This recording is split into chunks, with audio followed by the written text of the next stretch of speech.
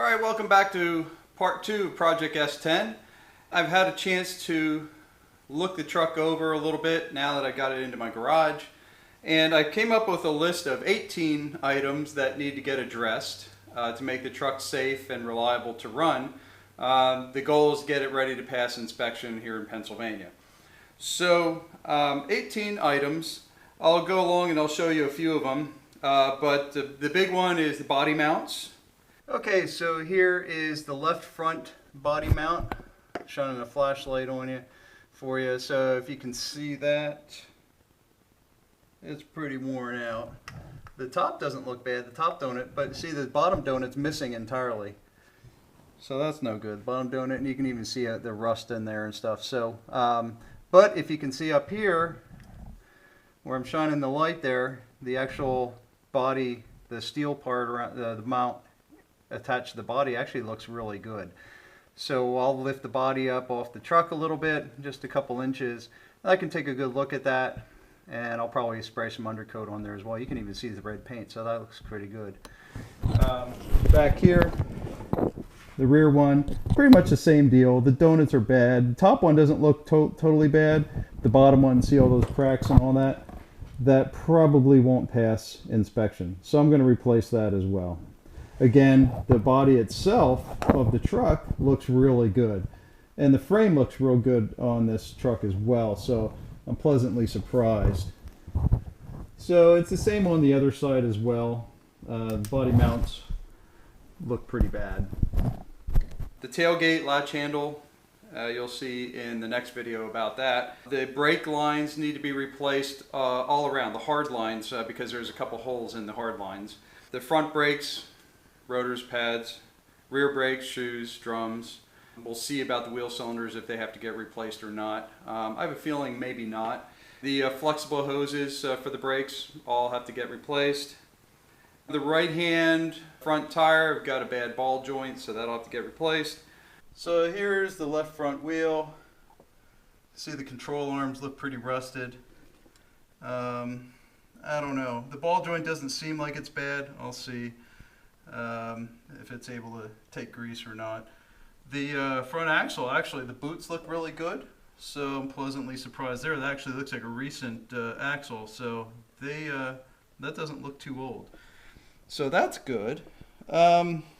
Underneath, again, it's pretty rusty, but you know, that brake hose right there, that'll have to get replaced. The brake line above is totally rusted.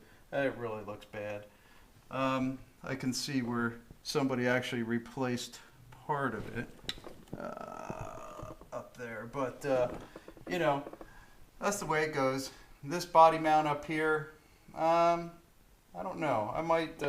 That one actually looks pretty good, so the donut doesn't look horrible. So I might let that one go, and we'll see. Moving over onto this side, again, it's the rust on these control arms. But fortunately, control arms, I've done them before. They are a pain in the neck, but it's not that bad of a job once you get it. You know, as long as you got the right tools, when I do, and you can do it safely. So it's in pretty good shape. I think the rust looks worse than it actually is. I'll see if I can scrape some of that. But again, the soft line, the shocks might be pretty good. The shocks might be okay. Again, this axle doesn't look bad, so we will find out. Ball joints, I don't know. This one definitely on this side needs to be replaced. There's definitely some movement there. The rubber parts on the steering arm, yeah, I don't know. I might see if I can get away with inspection with that, because that looks like it's going to be really hard to disassemble with that rust like that. I did one before and it was a real pain, so we'll see if it drives okay, then I'll leave it, and if it passes inspection, great. If not, I might end up just replacing that end of it, because I don't really want to deal with that kind of rust. So there we go, and that's it. Again, this body mount here in the front, this one will have to get replaced. See those cracks? See how the donut's totally destroyed? Yeah, that's not going to pass inspection. All right, so I'll have to do that one too. You know, it's not the end of the world. At least they're easy to get to. That's probably gonna have to. I'm probably gonna have to cut that one off, or it's gonna take some heat. But that looks really bad. So that's all. Underneath, yeah, typical oily crap. Same as always. It's a truck. It's now, keep in mind this truck's got 243,000 miles, so it's been around the block a few times. The battery hold down, the bolt that holds the hold down in place, well, that's totally rusted out and gone. So I'll just drill another hole and put a new bolt in the battery tray for that. That shouldn't be hard. The AC, supposedly it works. Needs to get charged, and then I'll find out if it works. Obvious oil filter change. I need to change the oil in the rear diff just to do it because it's been sitting for so long. The right-hand fender you saw in the wash video, that is totally rusted out, so I got to fix that. Tires all around. The wheels, these wheels really look rough. They're the aluminum wheels. I don't know if I can clean them up or if I'm just going to go get another set of wheels at the junkyard. I really don't know. I've had good luck going to the junkyard and getting some real nice wheels for really inexpensively.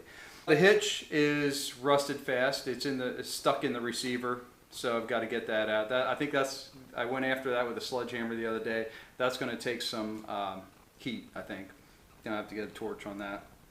The parking brake handle is broken off. Parking brake cable. Once I get the rear brakes on and replaced, and all the brake lines replaced, I have a feeling that the cable will just need to get adjusted because it does work. The parking brake does work to a very small extent. I think it's probably because the rear shoes are so worn down, or the drums. The right-hand mirror is broken, and that's about it. So it's in pretty good shape, I think.